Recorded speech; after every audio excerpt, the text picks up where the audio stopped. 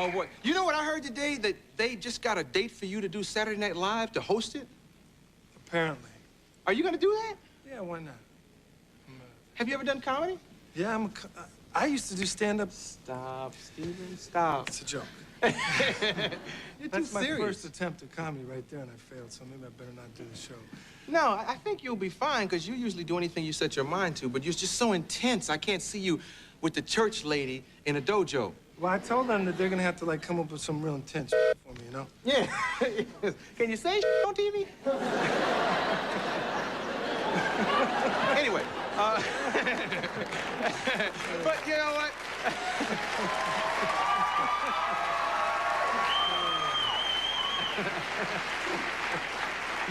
I have a censor and a lawyer on the side, and they're like, Stephen can say it, I think. I see cue cards. Oh, What am I boy. supposed to do now? Well, let's talk about your life. I was glad to see they responded so positively to you. As I've seen people do in public when we were at the premiere, because I've been worried. It's been Get Steven year or something. Let's start with the GQ article. What did you think of that? Well, I hated it, you know? I hated it intensely. What mostly did you hate about it? Well, I think that, you know, you get into situations where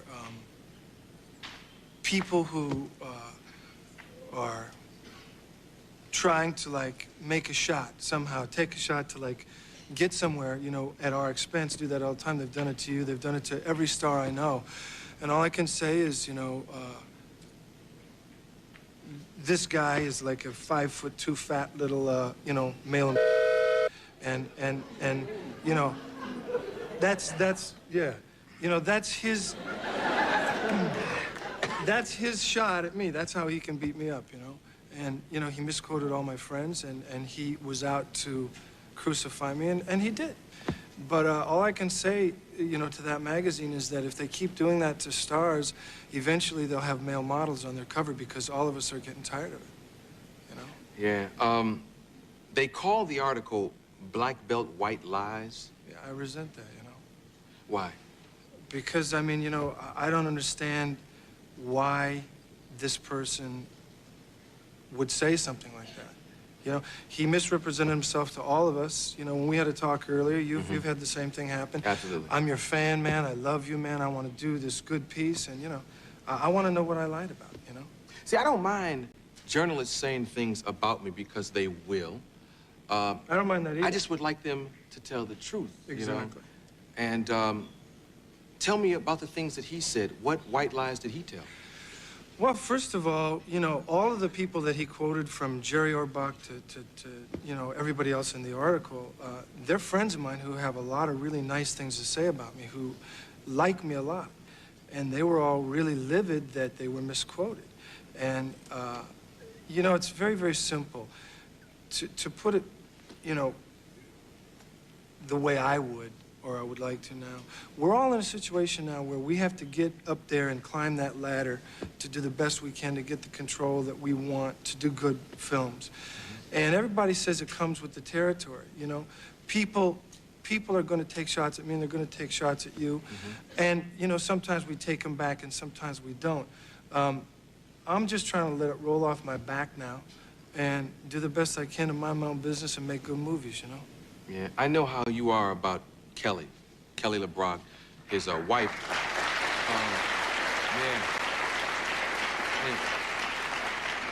I know how you get about her. Does it bother you even more when she's lied on, or was she lied on? Because, well, first of all, there was something, they described something about in relationship to Kelly and the baby or something being there. Yeah, I mean, I asked you all, would a man refer to a baby crying as a baby squalling with the smell of diapers? Is that a man to you? You understand? What kind of person is that, you know? Yeah. You understand? Yeah. That's, you know, everybody who reads that, you know, just think about who's writing, you know? He also mentioned something about Kelly's first date with you, saying, I guess he quoted her as saying you were like an alien. Which I can understand, because you're acting like an alien right now. You know, but no, no, I'm just kidding. No, did she say that? What are you laughing at, man? Hey, just chill. Just study them, sheet music, and chill.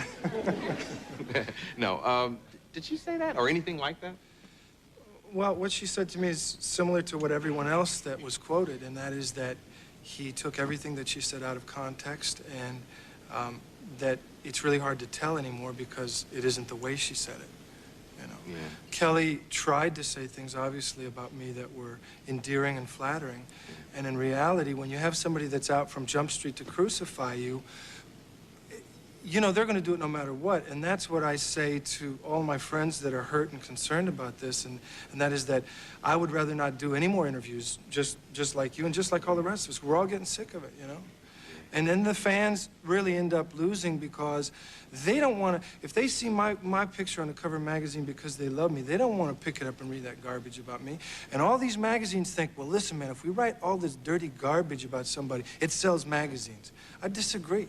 But it does, Steven, because the people in America buy National Enquirer more than they buy Time or Newsweek. Well, it's just like you said earlier, man. One of these days, all of us stars should get together, you know? Yeah, and put together a list of people unscrupulous that have been, journalists yeah, and irresponsible and liars. vicious. Yes. And stop doing interviews. Stop doing the interviews. Because, I mean, you can find enough about me to make people not like me just telling the truth. Just telling you the know? truth. You don't have to make up nothing. That's right. They've also been printing in a lot of publications that you and Kelly are breaking up. You've read that, I'm sure. Yeah. What do you think? I think it's funny. You know, I mean, he's looking at me like, do you really? When it gets to the Inquirer, you know, and magazines like that, we generally think it's funny because we hope and pray that all of you don't believe that stuff. When it gets to the more shiny magazines with the more expensive covers, when they start acting like the cheaper tabloids, it's a little more disturbing because we're, of course, worried that nobody's, you know, going to think that they would act as irresponsible as the cheaper tabloids. You wouldn't even let Kelly travel in the rain the other night. I mean, you're so in love and protected. You're such a wuss. You're such a wuss. No, I mean, you know, it's a 2.5-hour drive, and it was storming pretty bad, you know, it was the middle of the night. And you made us stay home. Let's take a commercial and come back and talk about the movie. Something easier. Okay, we'll be right back with Steve. You've done movies entitled Above the Law, Hard to Kill, Marked for Death. When are you gonna do a forward movie? Well, in this movie, that title wasn't a title that I was fond of. And I can remember sort of trying to lobby my title with Warner Brothers, and they felt that that title was better for them. What was your title? The Price of Our Blood, which is a sort of a more mafia title. Yeah. Yeah, because I'm tired of these three-word I am too, titles. but, You know, you could at least call it Out for Justice Man. Yeah. I didn't win that one. Whenever you're yeah. Okay. Tell me about the movie. It's a picture that's about friendship, you know, which meant a lot to me. It's a picture about the neighborhood. So it's a real neighborhood thing. It's filmed primarily in Bensonhurst, real Italian, and a little bit in Sunset Park, which is a lot of Latinos, it's a Puerto Riqueño group, you know. And picture about friendship and the neighborhood. It's about two guys that are born and raised together in Brooklyn and are best friends all through life. And interestingly enough, fate's strange hand would have it that one becomes a mobster and one becomes a cop. And a crisis in the neighborhood comes up, and they both end up working together. Both the mob and the cops are after somebody who killed my best friend, and it's sort of a race between them and me to get this guy, you know. Yeah, what's in the clip that you brought? I hope it's some martial arts. This is the first picture for me that I'm proud of, you know. It's a lot of character, and even in the action scenes, I think you'll see that. This is a scene where I'm coming into a bar that the guy that has murdered my best friend owns and frequents, and I'm kind of talking to all the boys about, would anybody like to tell me where he is? And of course, they get smart with me, you know. Yeah. Well, you were proud of Above the Law. Yeah. Yeah. But this is just your proudest moment. Yeah, I think it's the best work I've done. Do you know what you're gonna do next? Writing an environmental, it's a piece on toxic waste. It's sort of a political thriller. Kind of a cross between, believe it or not, Terms of Endearment and 3 Days of the Condor. It's that kind of thing. I'm writing that with Jim Karabatsos, who's a wonderful writer. And we're going to try to make that next. But we'll see. We're still looking at a couple other things. Will we ever see you on the silver screen where you don't hurt somebody? I hope so. Really? I hope so. I mean, I'd love very much to find, you know, Marathon Man or Witness or something like that. Those are the wonderful projects that we're all looking for, you know? Yeah. Since you've been here last for Hard to Kill, we've had a lot of action-adventure stars popping out of the woodwork. Do you go watch the other guys? What do you think of Jeff Speakman or Van Damme? Do you know Van Damme? No. You've heard of him? Okay.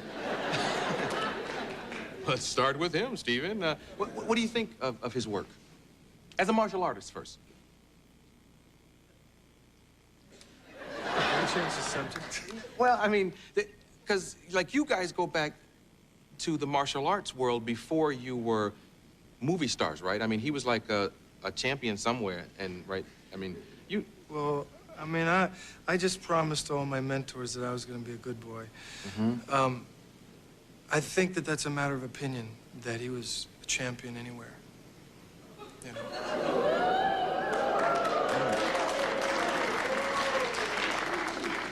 And I mean, you know, I'm not being catty or anything. I wish the guy all the best. But there are an awful lot of people who say that that's not true. How about Jeff Speakman? Nice guy, huh? I mean, I was very good friends with his teacher. You know, Ed Park was a good friend of mine. And he seems like a real good guy, this kid. I've never met him, but he seems like a good kid. Yeah, the guy that he studied under is dead now, but he was apparently really respected by Americans. Yeah, he was at the premiere for Mark with Death with you and me. He was when we came down the stairs, he was that big Hawaiian guy that came up and gave me a big hug. He's a good man. Yeah. How's your neighbor? He's doing good, Michael Jackson. He's doing good. He lives next door to Michael Jackson. So when you jump his fence, jump over his fence to the next yard and say hello to Bubbles and Michael. And, are there a lot of animals and stuff next door? Well, I mean, we all have a lot of animals up there. That's why we go up there, so we can, you know, sort of be with nature and ride horses and all that stuff. Yeah, you ever look out your window and see Michael in the yard? No, I have a lot of acreage, and so does he, you know. Do you ever see him at all? I'm seeing him this weekend or next weekend. I'm having lunch with him, Yeah. supposedly. But you never, like, see him in his yard with the hose, like, squirting the can out, you know, trying to get the can to the curb, you know? I mean... Real far. Oh, okay. Lots of acreage, you know? Yeah. Big places, okay. Yeah. Good luck with this movie. It opens, what did I say earlier? April 12th. Good luck, man. Thank you. Steven Seagal. Thank you.